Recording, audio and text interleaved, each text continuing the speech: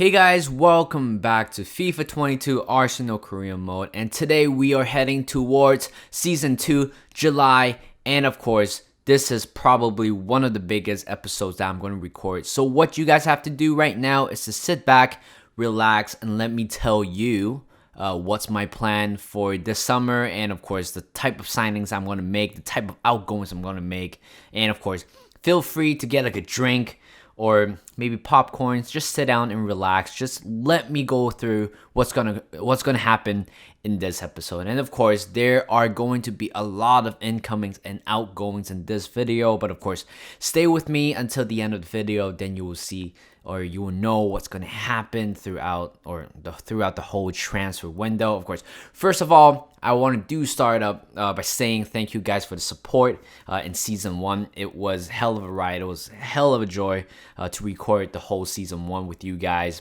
Even though, again, we didn't really win any trophy, so that could be a meme. But you know what? This is going to change in this episode because, well, we're not going to win any trophies, but instead we are going to make signings that will give us the trophy. So right now, right here, we are looking at a squad hub. And of course, we have loaned out a lot of players to other teams all around the world, basically, or all around Europe.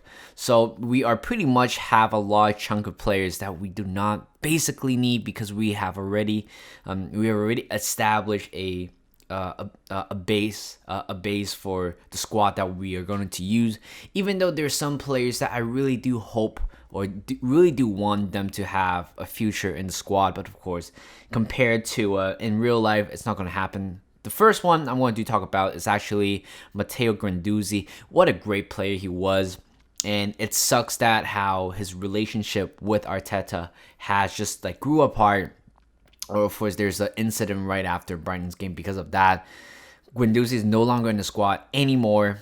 But yes, and of course, there are so many players that are being kicked out. Not kicked out, but I'm going to sell them out of the squad. First one is definitely Alex Runarsson. Of course, he made a terrible mistake against Man City. Actually, I never blame him because I know he's not the brightest goalkeeper, but plus playing against Man City, we already know that game, it's pretty much we're not going to win. But unfortunately, he's not going to work out for us. Alex Runarsson is going to be gone. And right here, a transfer offer from Matteo Guendouzi. Who else sending in the offer? Of course, is Unai Emery. And of course, he can take his player. He's the one who signed Matteo Guendouzi, so it's fair enough that he wants to take him back in, allow him to nurture and grow into his game. And the third offer that we received today is Hector Bellerin. I didn't really catch where he is going, but yes, Hector Bellerin again. We have two incredible right backs. And of course, right here, Maitland-Niles have received an offer from Inter Milan, and of course, 24.6 million, even though it's just slightly a little bit over the evaluation. But I believe that Maitland-Niles and also Hector Bellerin are gone because I'm pretty sure Maitland-Niles do not have a future for Arsenal. So what's funny thing is we're entering Asian Elite Cup. Potentially we can win $14 million if we win the competition. And the first one we beat Inter Milan right there. And Miguel Aziz. Well, I'm not going to use him. That's 100% for sure. Instead, I'm going to loan him out for a 1-year deal. And of course, there's a lot of stuff happening. Torreira has also received an offer, and most likely he's going to go to Getafe and then Mavropanos. This is a big one because I think he is decent enough to be our second, actually not second choice, but a backup or reserve players. But again, it is not going to work out. Torreira is gone. Aziz has a loan agreement with Oxford. It's not even Oxford. I don't know what club is that, but he is definitely going to improve his game elsewhere. And Bukayo Saka, we have received an offer, 131.9 million from Chelsea, and of course, don't touch my player. Some deluded Chelsea fans thinks that Mason Mount is better than Bukayo Saka. This is such a ridiculous statement. Do not believe that at all. And right here, Arsenal against Shanghai Port. We beat them 2-1, 2-2 so far for the friendlies. And here is this one is the big one. This one is the incomings, guys. I have transfer listed a lot of players, and of course, some players you've never seen it before compared to last year. But the one big one is Serge Gnabry, because there is a rumor that he might be coming back to Arsenal. But the first player that we're going to sign is actually Ronald Araujo. I believe I should pronounce his name. He used to be in Barcelona, but looks like he went to FC Bayern Munich last January, so which makes him available for the transfer. And based on, we sold a lot of players, we didn't actually catch up with that, but the transfer budget has risen to $300 million, which is pretty much it's not going to happen in real life, because certainly Kroenke Sports Entertainment will never ever give us that much money to sign a player, or to sign players in general. But we have $300 million to spend, and this is our first signing. Araujo agreeing to a 4-year contract under the basis of an important player, and he will be the first signing for us in the transfer window. And then, of course, the second player I really do want to sign is Jonathan David from Canada, my fellow Canadian. But unfortunately, the player is not for sale because the team does not have the depth. So this is going to be very tricky. We need a striker. We know that, like I said, might be leaving this transfer window. We don't know yet, but the second transfer that I want to make is actually Felipe Coutinho. Even though earlier in a few episodes before, he was not available, or at least he was still in loan or something like that. I was trying to approach him to sign a free contract, but because he was in Aston Villa, that's not going to happen. But Coutinho, it's our second signing right there. And then Ronaldo Sanchez, again, another backup. He is the replacement for Granit Xhaka, even though he is right-footed, but it doesn't matter. The mobility, he can go up and down the pitch, is what we want. And of course, including Pepe in the deal is I would say a heartbreaking one, even though I want to move on from Pepe because he is not going to improve. That's 100% for sure. He has reached up to 82 rated, 26-year-old, and his stats will pretty much stay the same. I just don't want him to, of course, he has a natural ability to go on the right flank, cut back inside, take a curl shot with the left foot. But of course, recently, or not recently, but after he arrived at Arsenal, just didn't really work out. So the three signings right there, as you guys can see, the numbers, I'm gonna change it at one point, but don't worry about the number. And of course, talking about number, Aaron Ramsdale will be our number one. That's 100% for sure. The departure of Bernd Leno, which means Aaron Ramsdale will be the new number one goalkeeper. That's what I really want. Plus Neto, it's more suitable as a backup player, backup goalkeeper. Number 13 will suit him. And Aziz has successfully loaned out, and Mavropanos has been sold. Pedro Marie, again, another tricky one because I think he's quite decent, but he does not have the speed. Plus, he's actually really cheap, and plus, of course, the amount of dollars, the amount of transfer budget we have in the bank, it's pretty much surreal. We still have 200 million in the bank right now in the transfer budget, and getting $5.5 million from Pablo Marie, it's not gonna make a big difference. Only 5 million, and right there we won another game against Real Betis, but we won the Asian Elite Cup, which means we have granted a 14 to 15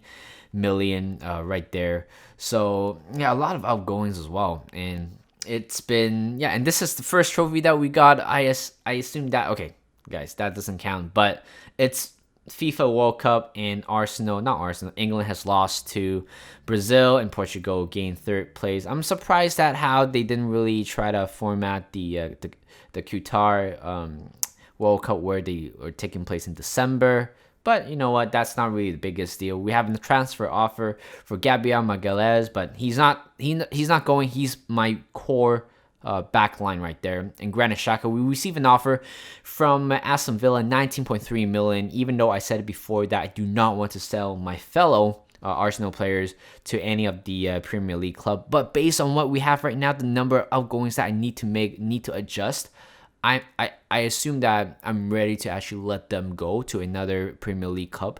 And we receive a transfer and loan offer for Dries Pauwels. He is going to be leaving the club for sure, get some experience.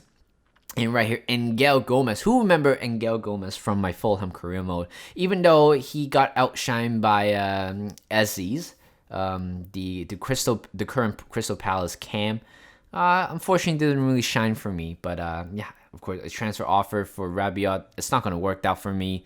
Not interested in a swap deal, nor interested in selling one of my best players. Goal scoring threat, actually, he is a goal scoring threat midfielder. And Jonathan David, unfortunately, it's still not. Just they're not allowing me to go. That's I found that a little bit hilarious. I really do want him into my club. And right now, moving on to the fourth signings that we have right here is Serge Gnabry. Yes, we sold Nicolas Pepe successfully, and we have a huge amount of dollars or a huge amount of money. And then, well, I was thinking about offering Lacazette to them, but they said no. Instead, they wanted Ben White, even though it's much cheaper. In like the whole valuation is much cheaper. But again, I feel like I cannot leave Ben White. Ben White has started every single game for Arsenal in season 1 of this career mode, so I am intended to keep using him as long as possible, unless there's like some injuries happen to him or rotation needs to be happen. But yes, Serge Gnabry, $90 million. I know it might be a little bit overpaying him, but we need to show no mercy, go in there with that much amount of money to sign the best players that we have. And of course, this is pretty much making a dream team, making a great comeback. Again, we have the Champions League football. We need more depth in different positions.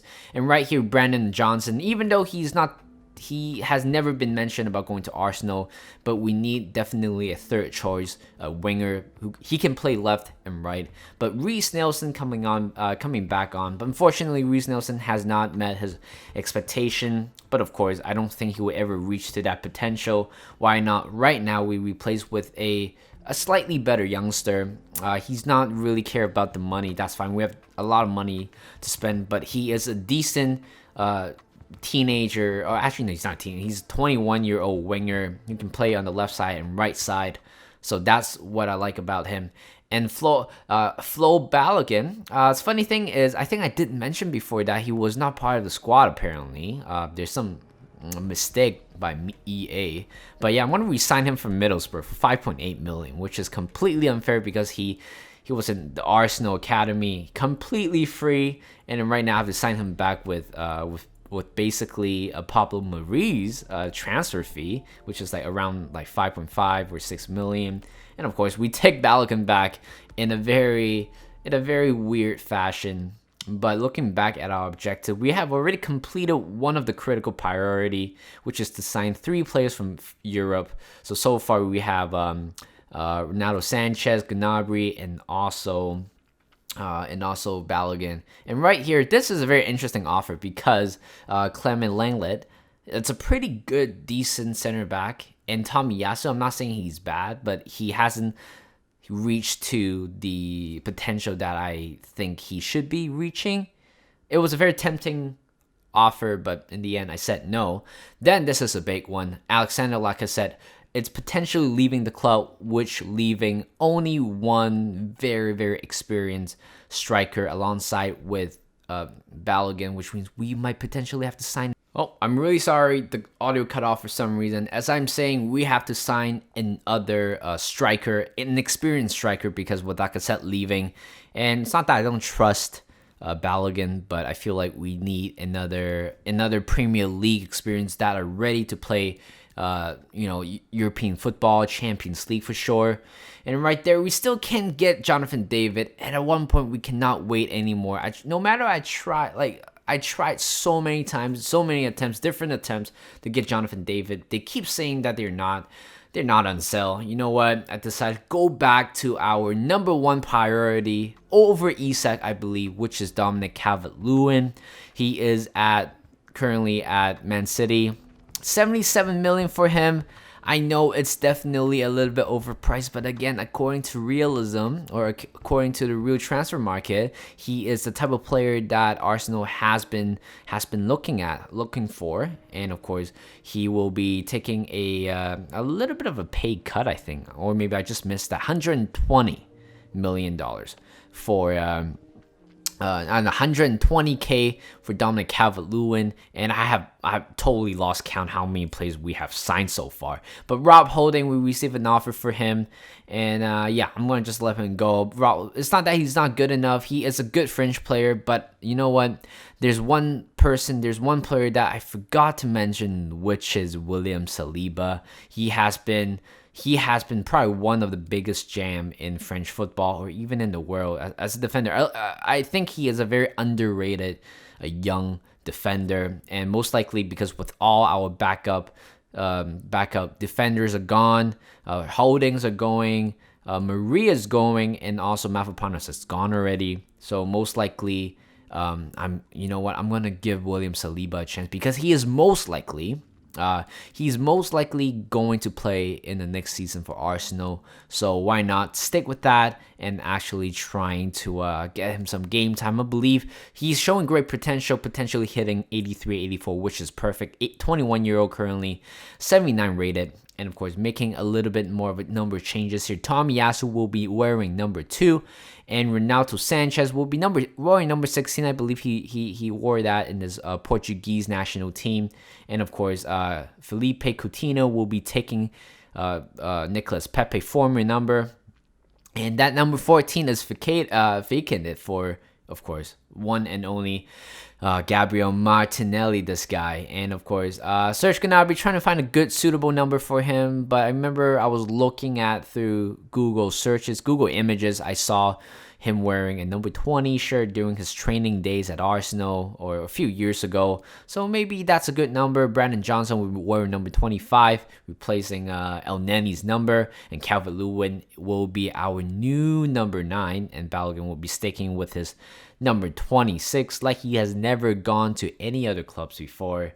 So yeah, this is a very big episode for sure. As I said it, I can't believe we made so many signings. And in the end, I think in total, we have definitely spent more than 2 million. But for the outgoings, we definitely got at least 150 million based on how it went so far. So thank you guys for watching. It has been an amazing episode so far. Just going through a lot of transfer for you guys, and it's just a joy to play, a joy to talk about that, what's going through my mind and stuff like that, going through what's going to happen or what had happened. So thank you guys for watching. Like this video, subscribe to my channel, and I will see you guys in a bit.